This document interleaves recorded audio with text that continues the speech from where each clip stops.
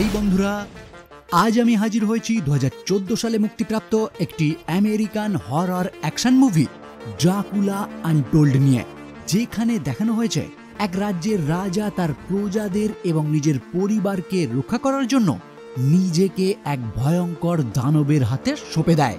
কিন্তু কেন সে এই কাজ করে বা এর পরবর্তীতে তার কি পরিণতি হয় সেটা জানার জন্যই আপনাদেরকে এই ভিডিওটি পুরোটা দেখতে হবে। ওকে, তাহলে ইন্ট্রোডাকশন আর বিস্তারিত না করে এখন সোজা চলে যাওয়া যাক মূল ভিডিওর দিকে। শুরু করার আগে হেই, আমি Raja and welcome to the Bong wood. শুরুতেই আমাদের জানানো হয় তুর্কি সম্রাট 1442 সালে ট্রান্সিলভেনিয়া নামক একটি রাজ্য থেকে প্রায় 1000 বালক তাদের সেনাবাহিনীতে যুক্ত করে, যাদেরকে বিভিন্ন রকম অত্যাচারের মাধ্যমে ট্রেনিং দিয়ে যুদ্ধের উপযুক্ত করে তোলা হয়। কারণ তুর্কি সম্রাট এই রকম গোলামদের সাহায্যেই তার সাম্রাজ্য বিস্তৃত করার প্ল্যান করেছে। তো পরবর্তীতে এই 1000 জন ট্রান্সিলভেনিয়া বালকদের মধ্যে থেকেই একজন মহান যোদ্ধা হয়ে ওঠে, যার নাম শুনেই শত্রুপক্ষের হৃদয় কেঁপে যেত।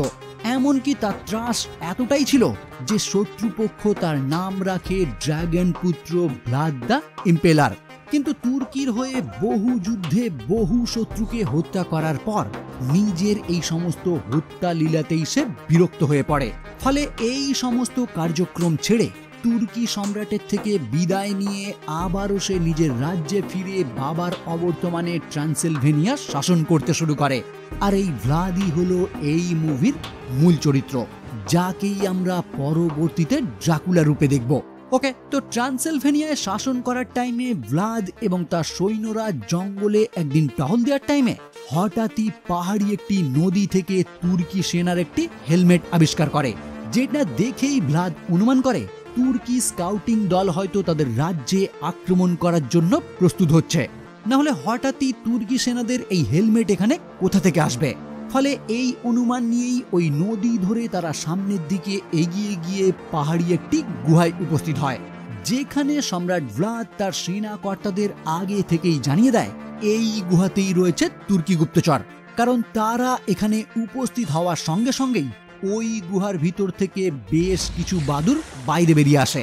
আর বাদুড় যেহেতু সূর্যের আলোয় খুব একটা বাইরে বেরোয় না, তাই সম্রাট অনুমান করে ভিতরে কেউ আছে বলেই হয়তো ওই বাদুড়গুলি বাধ্য হয়ে বাইরে বেরিয়েছে। ফলে সকলেই যখন প্রস্তুত হয়ে ওই গুহার ভিতরে প্রবেশ করে, তখন সেখানেই তারা বেশ কিছু কঙ্কাল এবং মাটিতে শুধুমাত্রই হাড় গুঁড়ো পড়ে থাকতে দেখে, যেটা দেখে নতুন কিছু ভেবে ওঠার আগেই অন্ধকারের মধ্যে অজানা এক প্রাণী তাদের সকলকে নিমেষেই হত্যা করে।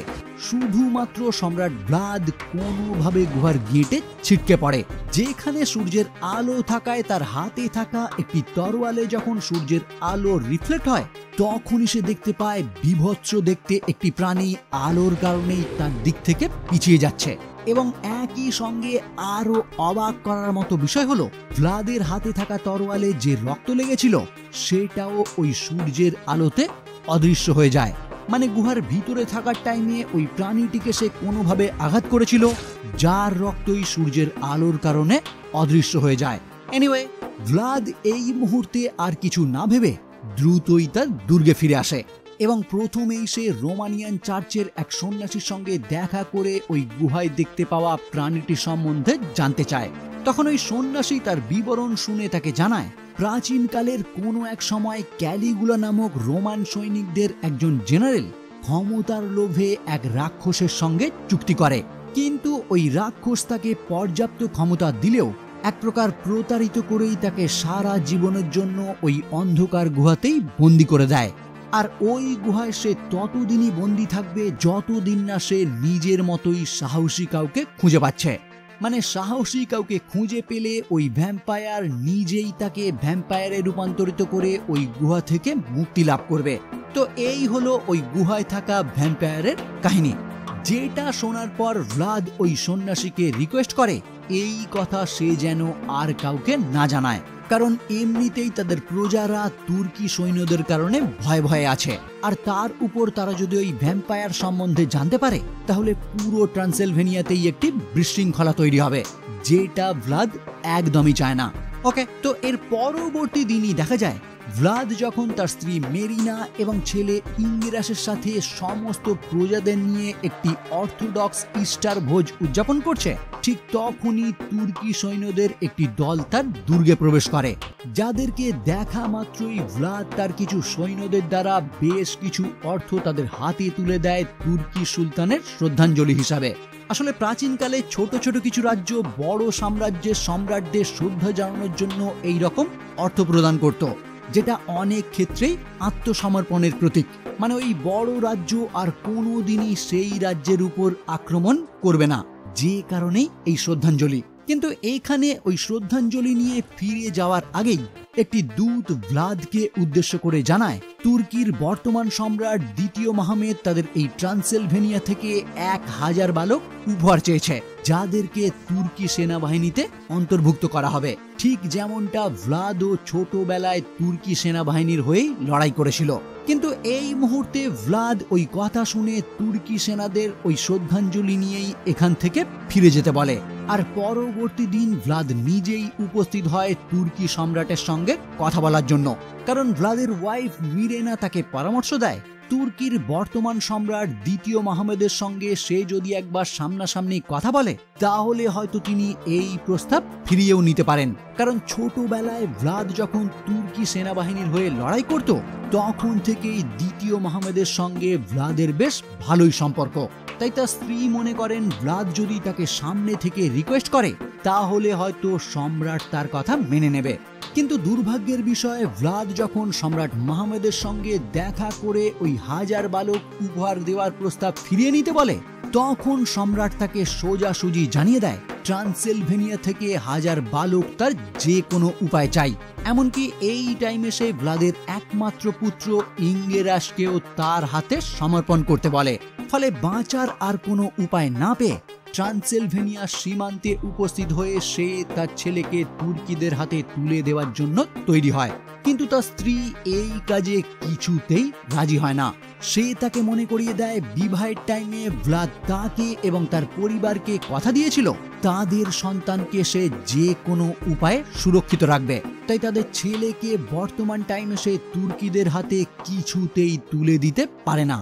কিন্তু ভ্লাদ যখন তাকে শান্ত করে তার ছেলেকে তুর্কিদের হাতে তুলে দেওয়ার জন্য এগিয়ে যায়, ঠিক তখনই তুর্কি এক সৈন্য মজার ছলে ভ্লাদকে উদ্দেশ্য করে জানায়, আমরা তো ভাবতেই পারিনি এত সহজে আপনি আপনার ছেলেকে আমাদের হাতে হস্তান্তর করবেন। এবার এই কথা শুনেই রাগান্বিত হয়ে ভ্লাদ নিমেষেই ওই সমস্ত তুর্কি সেনাদের হত্যা করে বসে। কিন্তু পরবর্তীতেই সে বুঝতে পারে সম্রাট মেহমেদ এবার তার পুরো রাজ্যকেই ধ্বংস করে দেবে, কারণ সে তার প্রস্তাব প্রত্যাখ্যান করে এই সমস্ত তুর্কি সৈন্যদের হত্যা করেছে। ফলে সেই চিন্তা করেই সে তার স্ত্রী এবং পুত্রকে দুর্গে ফিরে যাওয়ার আদেশ দিয়ে নিজে সেই ব্রোকেন ট্রুথ মাউন্টেনে উপস্থিত হয়। কারণ ভ্লাদ খুব ভালো করেই জানে তার রাজ্যের এত ক্ষমতা নেই যে তারা সম্রাট মেহমেদকে পরাস্ত করতে পারবে। তাই সে প্ল্যান করে ওই ব্রোকেন টুথ মাউন্টেনে থাকা ভ্যাম্পায়ারের থেকে সে সাহায্য চাইবে, যাতে সম্রাট মেহমেদের হাত থেকে সে তার স্ত্রী পুত্র সহ সমস্ত প্রজাদের বাঁচাতে পারে। তো এই প্ল্যান নিয়েই ওই গুহার ভেতরে প্রবেশ করার পর ভ্যাম্পায়ার তার সামনে উপস্থিত হয়ে তাকে জানায়, এখানে দ্বিতীয়বার আসার মতো কারো সাহস হতে পারে এটা ভেবেই আমি অবাক হচ্ছি। তাই আমি কি জানতে পারি মৃত্যু অনিবার্য জানার পরেও তুমি এখানে দ্বিতীয়বার কেন এলে? ভ্লাদ তখন সাহসের সঙ্গে তাকে জানায়, তুর্কির সম্রাট মেহমেদ আমার রাজ্য ধ্বংস করে দেওয়ার হুমকি দিয়েছে, তাই আমি তোমার এই ক্ষমতার সাহায্যে তাদেরকে থামাতে চাই, যাতে আমার পরিবার এবং প্রজারা সুরক্ষিত থাকে। তো এই কথা শোনার পর ভ্যাম্পায়ার তার নিজের শরীর থেকে কিছুটা রক্ত দিয়ে ভ্লাদকে সেটা পান করতে বলে, যাতে ভ্লাদও সাময়িকভাবে তার শক্তি পেয়ে যেতে পারে।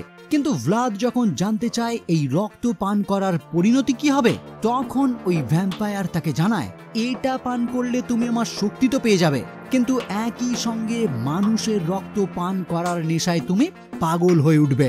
যদিও কোনোভাবে তুমি যদি প্রথম 3 দিন কোনো মানুষের রক্ত পান না করে থাকতে পারো, তাহলে তুমি আবারও সাধারণ মানুষে পরিণত হবে। আর যদি তুমি প্রথম 3 দিনের মধ্যে কোনো মানুষের রক্ত পান করো, তাহলে আমি আমার এই বন্দি অবস্থা থেকে মুক্ত হয়ে যাব, আর তুমি সারা জীবনের জন্যই ভ্যাম্পায়ার হয়ে থাকবে। যখন পিপাসা মেটানোর জন্য তুমিও সাধারণ মানুষদের হত্যা করে তাদের রক্ত পান করবে, যেমনটা আমি এখন করি। এবার এত কিছু শোনার পরেও ভ্লাদ শুধুমাত্র তার স্ত্রী, পুত্র এবং সাধারণ প্রজাদের কথা মাথায় রেখে নির্দ্বিধায় ওই রক্ত পান করে নেয়। আসলে ভ্লাদ প্ল্যান করে আগামী 3 দিন সে যে কোনো উপায়ে নিজেকে সংযত রাখবে মানুষের রক্ত না পান করার জন্য। তাহলেই সে তৃতীয় দিনের মাথায় আবারও সাধারণ মানুষে পরিণত হবে, আর এই 3 দিন তার কাছে যে ভ্যাম্পায়ারের শক্তি থাকবে তার মাধ্যমেই সে তুর্কি সেনাদের পরাজিত করবে। যেটা প্ল্যান করেই সে ওই রক্ত নির্দ্বিধায় পান করে, আর সঙ্গে সঙ্গেই তীব্র জ্বালা যন্ত্রণায় সে ওই স্থানে অজ্ঞান হয়ে যায়। পরবর্তীতে তার যখন জ্ঞান ফেরে, সে নিজেকে একটি নদীর পাড়ে দেখতে পায়। যখন সে নিজে থেকেই অনুমান করে তার ক্ষমতা এখন আগের থেকে অনেক বৃদ্ধি পেয়েছে, সে অনেক দূর পর্যন্ত দেখতে পাচ্ছে, অনেক ক্ষুদ্র ক্ষুদ্র সাউন্ডও তার কানে নর্মালি পৌঁছে যাচ্ছে। এমনকি এইখান থেকে দুর্গ পর্যন্ত পৌঁছানোর টাইমে সে এটাও উপলব্ধি করে দ্রুত যাওয়ার টাইমে সে তার সমস্ত শরীরকেই বাদুড়ে রূপান্তরিত করতে পারছে। এনিওয়ে, এই সমস্ত কিছু উপলব্ধি করার পর সে যখন তার দুর্গে গিয়ে উপস্থিত হয়, তখনই সে দেখতে পায় তুর্কি সৈন্যরা অলরেডি তার দুর্গে আক্রমণ করে বসেছে এবং তার সমস্ত প্রজারাই তুর্কিদের কাছে প্রায় কোণঠাসা হয়ে পড়েছে। যেটা দেখে ভ্লাদ সর্বপ্রথম তার স্ত্রী এবং পুত্রর সঙ্গে দেখা করে, আর তারপর সমস্ত প্রজাদের উদ্দেশ্য করে জানায় ভয় পাওয়ার কোনো কারণ নেই, কারণ তুর্কিরা এই হামলার উচিত জবাব পাবে। এই বলে সে একাই ওই হাজার হাজার তুর্কি সেনার দিকে এগিয়ে গিয়ে তার অতি মানবীয় ক্ষমতা ব্যবহার করে নিমেষেই ওই সমস্ত তুর্কিদের হত্যা করে। এইবার আক্রমণ থেমে গেলে সকলেই যখন বাইরে বেরিয়ে আসে, তখন তারা প্রত্যেকেই এইটা দেখে অবাক হয়ে যায় তাদের সম্রাট একাই ওই হাজার হাজার সৈন্যদের পরাজিত করেছে। কিন্তু তারা কোনো প্রশ্ন করার আগেই ভ্লাদ তাদেরকে জানিয়ে দেয়, এই যুদ্ধ সম্বন্ধে আমাকে কেউ কোনো প্রশ্ন করো না, শুধু আমার উপর বিশ্বাস রাখো, আমি আমার সমস্ত প্রজাদের সুরক্ষিত রাখবো। এই বলেই সে সমস্ত ট্রান্সিলভেনিয়ানদের অর্ডার দেয় যত দ্রুত সম্ভব তারা সকলেই যেন এই দুর্গ ছেড়ে কেজিয়া মঠের দিকে রওনা হয়, কারণ তুর্কি সম্রাট এর পরবর্তীতে আরো বৃহৎ সেনাবাহিনী পাঠাবে তাদেরকে পরাজিত করার জন্য। ফলে সম্রাটের কথা শুনে সকলেই যখন সেই দিকে রওনা হয়, তখন ভ্লাদের একমাত্র সেনাপতি দুমিত্রি তাকে পরামর্শ দেয় পুরনো যুগের কৌশল ব্যবহার করে তারা হয়তো 4-5 মাসের মধ্যেই এই তুর্কি সেনাদের পরাজিত করতে পারবে। যেটা শুনে ভ্লাদ তাকে উত্তর দেয় 4-5 মাস না, সে এই তুর্কিদের 3 দিনের মধ্যেই পরাজিত করবে। কারণটা আমরা সকলেই জানি, ভ্লাদ চায় সে আবারও যাতে সাধারণ মানুষের রূপান্তরিত হয়ে যায়। তাই প্রথম 3 দিন সে নিজের পিপাসা কন্ট্রোল করে কোনো মানুষের রক্ত পান করবে না, তাহলেই সে আবারও সাধারণ মানুষের রূপান্তরিত হবে। আর এই 3 দিন যেহেতু তার কাছে ভ্যাম্পায়ারের ক্ষমতা থাকবে, তাই এই 3 দিনের মধ্যেই সে তুর্কিদের পরাজিত করতে চায়। যাই হোক, ভ্লাদকে তো এখন যে কোনো উপায়ে তার পিপাসা আটকে রাখতে হবে, কিন্তু নিজের স্ত্রীর সঙ্গে অন্তরঙ্গ হওয়ার টাইমেই বারবার ভ্লাদের চোখ গিয়ে আটকায় তার স্ত্রীর শিরা উপশিরায়, কারণ বর্তমানে সে একজন ভ্যাম্পায়ার আর এখন তার একমাত্র খাবার রক্ত।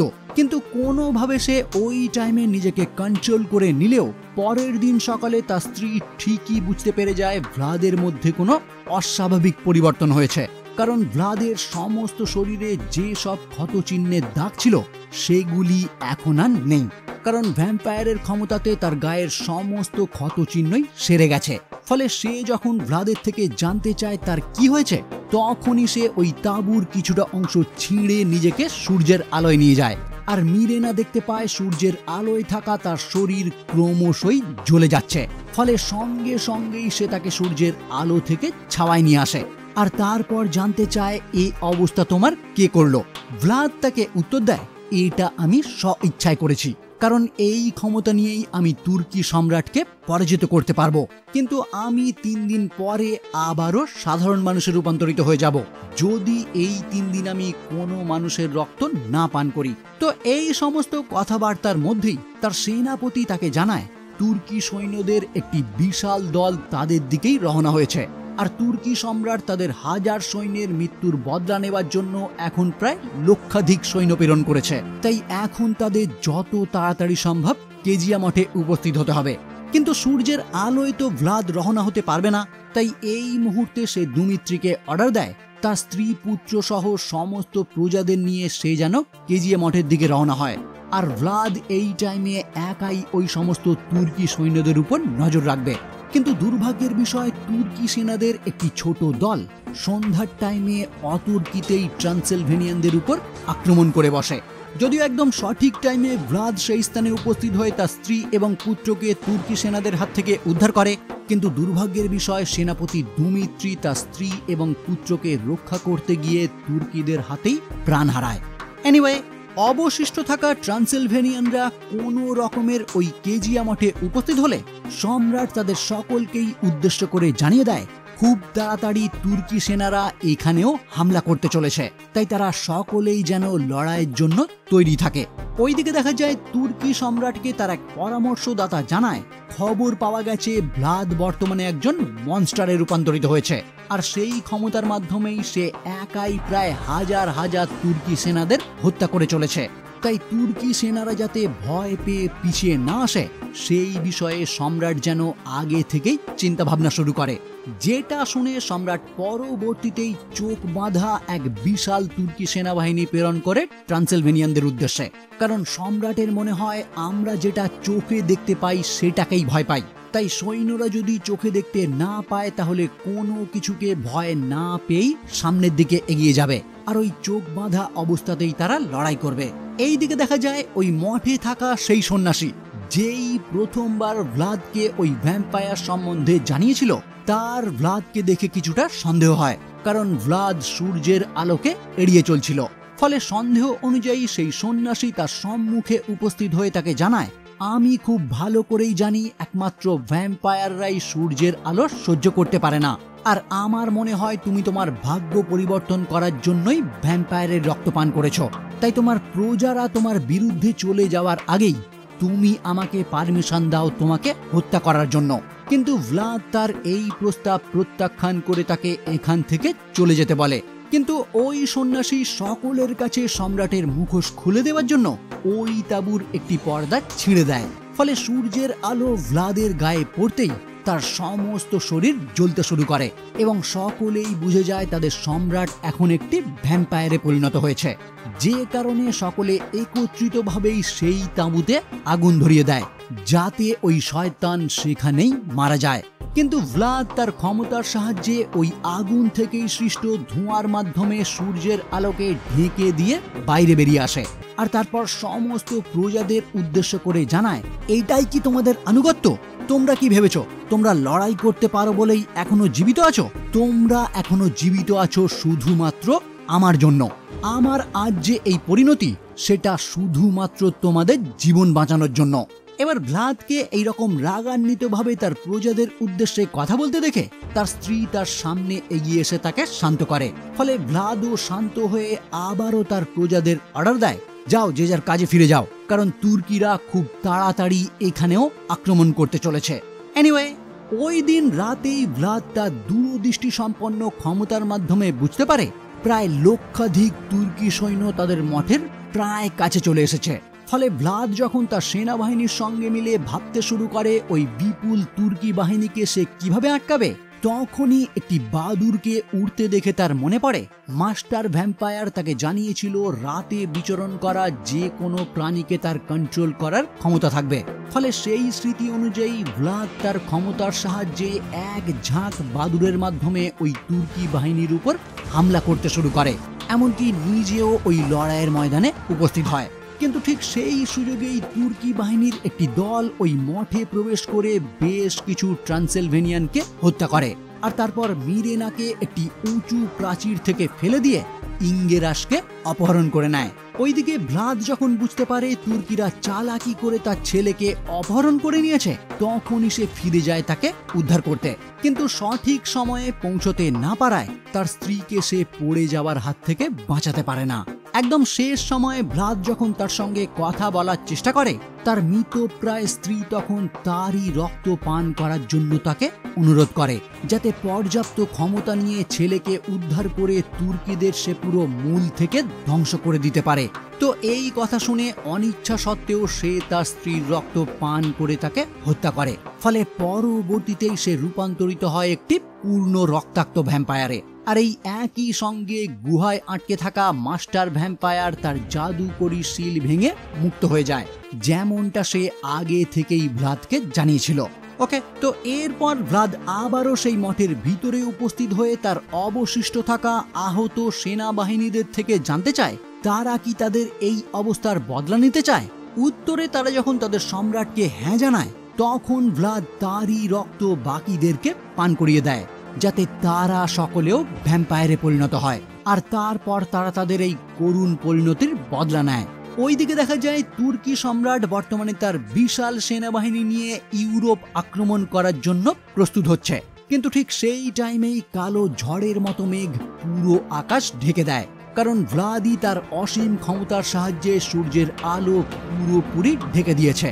আর সেই ছায়াতেই সমস্ত ভ্যাম্পায়াররা ওই স্থানে উপস্থিত হয়ে পুরো তুর্কি সেনাবাহিনীকে নিমেষেই ধ্বংস করে দেয়।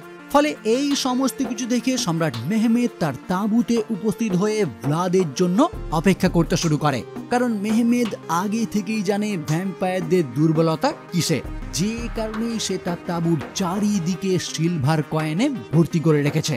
আসলে ভ্যাম্পায়াররা সিলভার একদমই পছন্দ করতে পারে না। সিলভারের সংস্পর্শে এলে তাদের ক্ষমতা ধীরে ধীরে কমতে শুরু করে, যে কারণেই সম্রাট মেহমেদ এই ব্যবস্থা করেছে। কিন্তু ভ্লাদ অনায়াসে ওই তাঁবুতে প্রবেশ করে মেহমেদের বিরুদ্ধে লড়াই করতে শুরু করে, কারণ এই তাঁবুতেই তার ছেলে বন্দী হয়ে আছে। তাই সম্রাটকে পরাজিত করে তার ছেলেকে মুক্ত করাই এখন তার একমাত্র লক্ষ্য। তো প্রথম দিকে সিলভারের কারণে মেহমেদের হাতে সে পরাজিত হয়ে পড়লেও একদম লাস্ট টাইমে ভ্লাদই তাকে পরাজিত করে তার রক্ত পান করে। আর তারপর তার ছেলেকে নিয়ে সে যখনই ওই তাঁবু থেকে বাইরে বেরিয়ে আসে, তখন তারই রক্ত থেকে সৃষ্ট অন্যান্য ভ্যাম্পায়াররা তারই ছেলের রক্ত পান করতে চায়, কারণ তাদের প্রত্যেকের মধ্যে থেকেই মানবতা হারিয়ে গেছে।